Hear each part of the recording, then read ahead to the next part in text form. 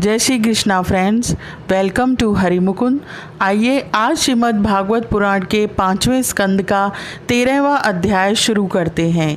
इसमें भवाटवी का वर्णन और रहुगण का संशय नाश, इसकी कथा बताई गई है।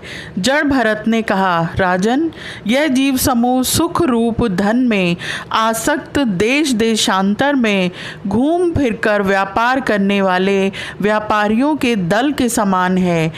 इसे माया ने दुस्तर प्रवृत्ति मार्ग में लगा दिया है, इसलिए इसकी दृष्टि सात्विक राजस तामस भेद से नाना प्रकार के कर्मों पर ही जाती है।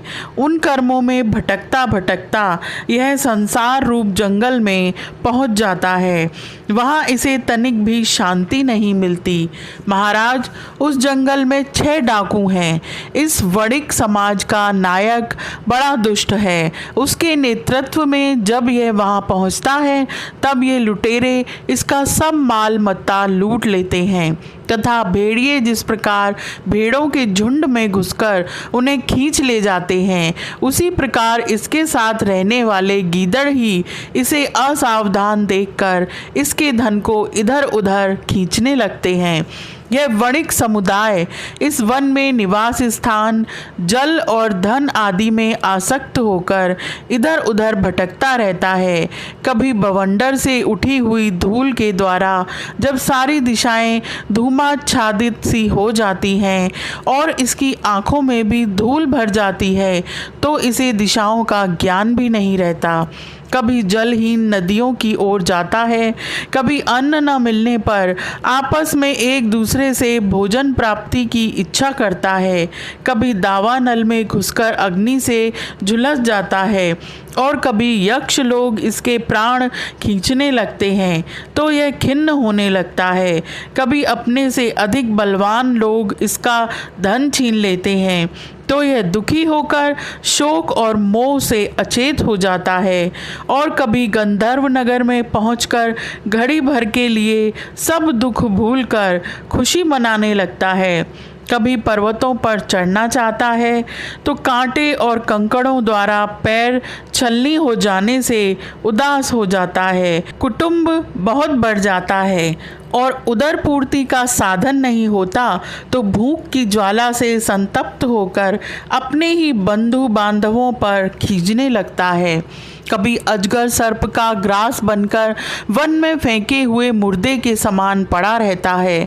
उस समय इसे कोई सुध-बुध नहीं रहती। कभी दूसरे विषैले जंतु इसे काटने लगते हैं तो उनके विष के प्रभाव से अंधा होकर किसी अंधे कुएं में गिर पड़ता है और घोर दुख में अंधकार में बेहोश पड़ा रहता है। कभी मधु खोजने लगता है तो मक्खियाँ इसके नाक में दम कर देती हैं और इसका सारा अभिमान नष्ट हो जाता है।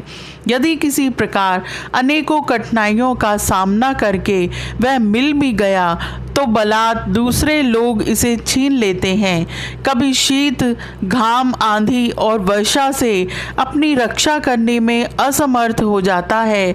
कभी आपस में थोड़ा बहुत व्यापार करता है तो धन के लोभ से दूसरों को धोखा देकर उनसे वैर ठान लेता है। कभी कभी उस संसार वन में इसका धन नष्ट हो जाता है तो इसके पास शैया, आसन, रहने के लिए स्थान और सैर सपाटे के लिए सवारी आदि भी नहीं रहते।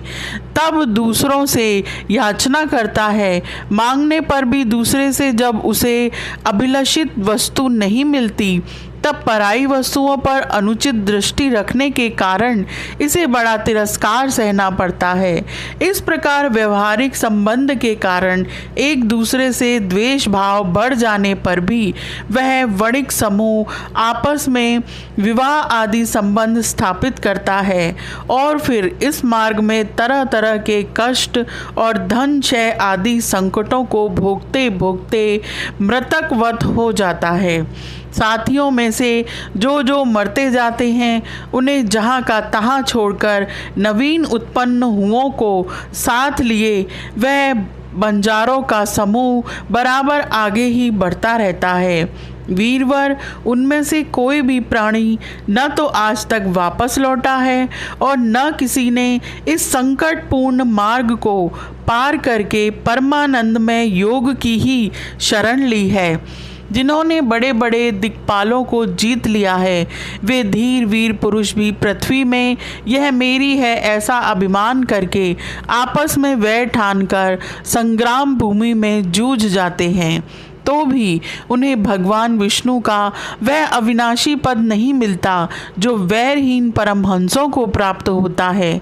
इस भवाटवी में भटकने वाला यह बंजारों का दल कभी किसी लता की डालियों का आश्रय लेता है और उस पर रहने वाले मधुर भाषी पक्षियों के मोह में फंस जाता है, कभी सिंहों के समूह से भय मानकर बगुला कंक और गिद्धों से प्रीति करता है, जब उनसे धोखा उठाता है तब हंसों की पंक्ति में प्रवेश करना चाहता है, किंतु उसे उनका आचार नहीं सुहाता, इसलिए वानरों में मिलकर उनके जाति स्वभाव के अनुसार दाम्पत्य सुख में रत रहकर विषय भोगों से इंद्रियों को तृप्त करता रहता है और एक दूसरे का मुख देखते देखते अपनी आयु की अवधि को भूल जाता है। कभी असावधानी से पर्वत की गुफा में गिरने लगता है तो उसमें रहने वाले हाथी से डरकर किसी लता के सहारे लटका रहता है।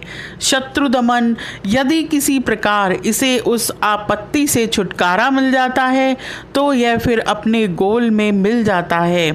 जो मनुष्य माया की प्रेरणा से एक बार इस मार्ग में पहुंच जाता है, उसे भटकते भटकते अंत तक अपने परम पुरुषार्थ का पता नहीं लगता। रहुगण, तुम भी इसी मार्ग में भटक रहे हो, इसलिए अब प्रजा को दंड देने का कार्य छोड़कर समस्त प्राणियों के सुहृद हो जाओ और विषयों में अनासक्त होकर भगवत सेवा से तीक्ष्ण किया हुआ ज्ञान रूप खड्ग लेकर इस मार्ग को पार कर लो। राजा रहुगण ने कहा, समस्त योनियों में यह मनुष्य जन्म ही श्रेष्ठ है। अन्य लोकों में प्राप्त होने वाले देव आदि उत्कृष्ट जन्मों से भी क्या लाभ है, जहाँ भगवान श्री हरि पवित्र यश से शुद्ध अंतःकरण वाले आप जैसे महात्माओं का अधिकाधिक समागम नहीं मिलता। आपके चरण कमलों की रज का सेवन करने से जिनके सारे पाप ताप नष्ट हो जाते हैं, उन महानुभावों को भगवान की विशुद्ध भक्ति प्राप्त होना कोई विचित्र बात नहीं है। मेरा तो आपके 2 घड़ी के सत्संग से ही सारा कुतर्क मूलक अज्ञान नष्ट हो गया है। ब्रह्म ज्ञानियों में जो वयोवृद्ध हों उन्हें नमस्कार है, जो शिशु हों उन्हें नमस्कार है, जो युवा हों उन्हें भी नमस्कार है, जो क्रीड़ारत बालक हों उन्हें भी नमस्कार है, जो ब्रह्मज्ञानी ब्राह्मण अवधूत वेश से पृथ्वी पर विचरते हैं उनसे हम जैसे ऐश्वर्योन्मत्त राजाओं का कल्याण हो।